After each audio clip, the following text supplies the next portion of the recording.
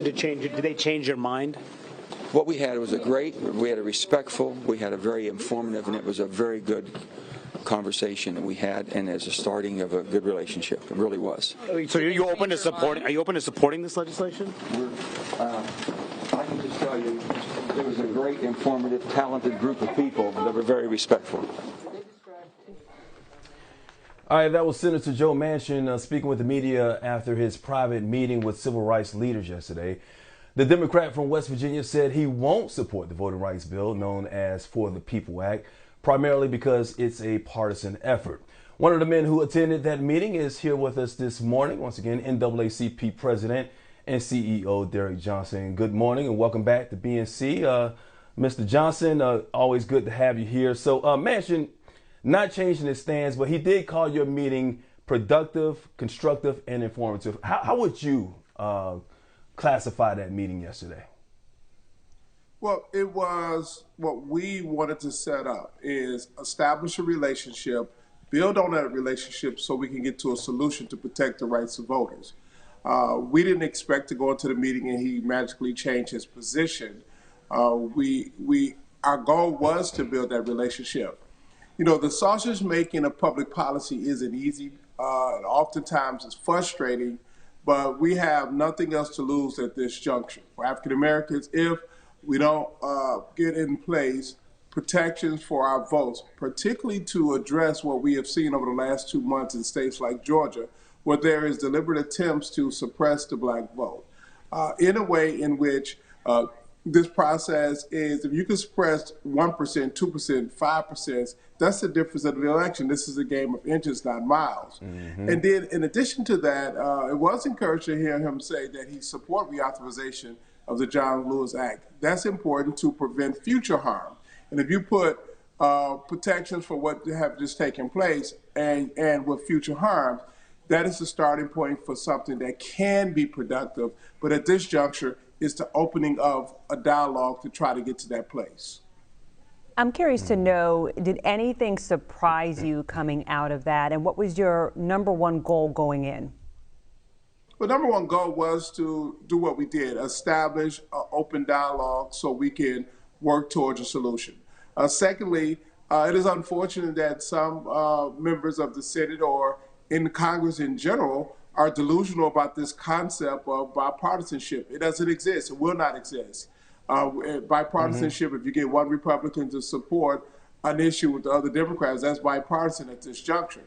And so to hold on to the notions of a senatorial decorum of the past is denial. The filibuster rule was used to block progress during the eras of civil rights by segregationists. Mm-hmm. It's being used now to block progress by Republicans who, for all intents and purposes, would like to go back to an era of segregation based on their words and actions. And so we have to move away from procedural rules that block progress.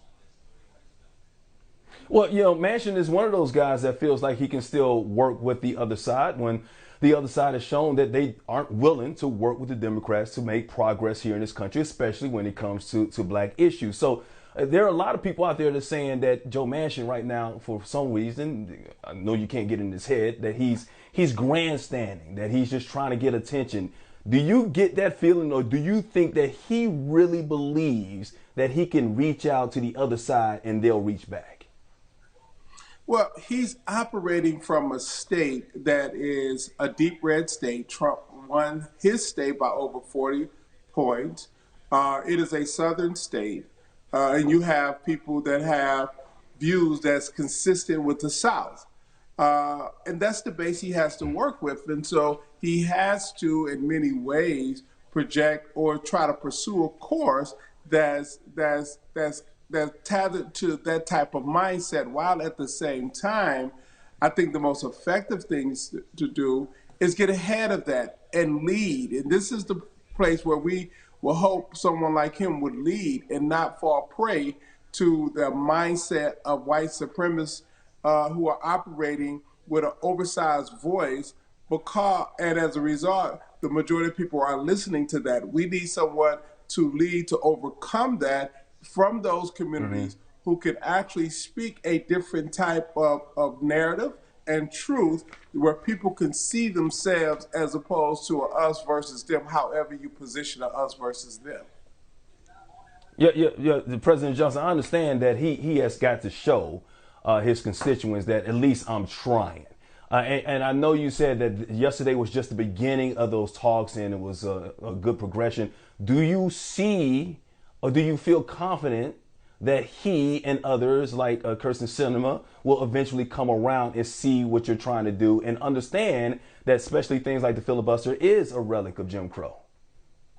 We will have a piece of legislation to protect the right of voters coming out of this Senate. What it look like, whether he leads it, whether it's one of the vehicles that's on the table, I cannot predict that.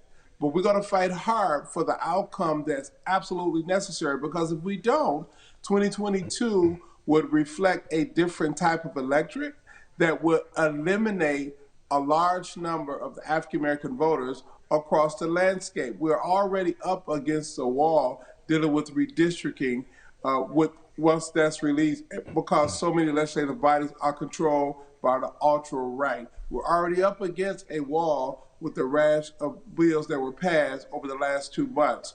But the opportunity for us is to design a course forward and not concede to anyone, including Joe Manchin, as if this cannot happen. It will happen. How it happens, when it happens, is the hard work that's in front of us to make sure that it get done. You know, and that being said, we know things like this take time. Things in, Washington, D.C. rarely move fast. It's usually a slow road to get progressive legislation done. But when we even look at infrastructure, talks fizzling on that, something that many lawmakers say we know that we want to get this passed. Those talks even fizzled. And then we've got other things that are major, like voting rights ahead. Does it give you hope that they will be able to come to common ground, because they couldn't even do it on infrastructure, roads, bridges, and broadband? And of course, we know that Biden's plan involves social issues and is at a higher amount, but they couldn't even come together for that. So what hope do the American people have that they could come to something like voting rights? Well, I think the president and others wanted to run this course so they can have bipartisan conversation, come to agreement. It has failed. Now let's get the work done. We have the votes. Let's stop tiptoeing around that fact and do what's necessary.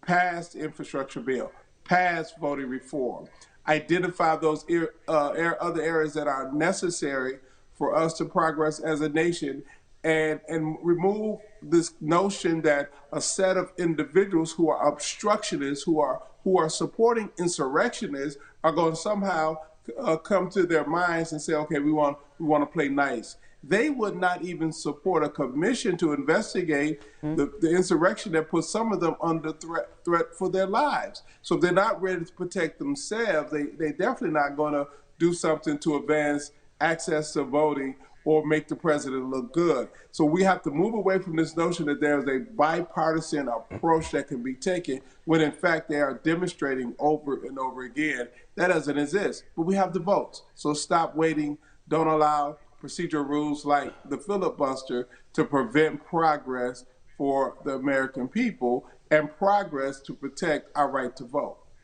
Quick question before we wrap up. Your next meeting with Manchin, when's it going to happen?